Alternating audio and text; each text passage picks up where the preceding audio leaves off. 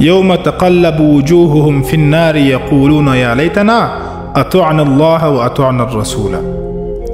چې کله الله رب العزت دغه خلق په جهنم کې واچوي نو دوی وایي کاش چې موږ د الله او د هغه د رسول اطاعت کړی وای، کاش چې موږ د الله او د هغه د رسول خبره منلې وای.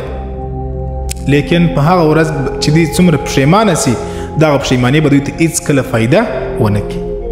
نن ما ته الله ژوند را کړی دی، اختیار را کړی دی، صحت را کړی دی، وخت را کړی دی. نن که چیرې ما ته د الله پر دین باندې عمل ونه کړي، د رسول الله صلی الله علیه وسلم پر تعلیمات باندې مې عمل ونه کړي، نو پوسه چې په ورځ د آخرت دغه پښیماني دغه هیڅ کله بیا فایده ما ته نه را رسوي. نن لا وخت ستا پر خپلو ګناهونو د الله حضور ته د الله مخ ته پښیمانه سه.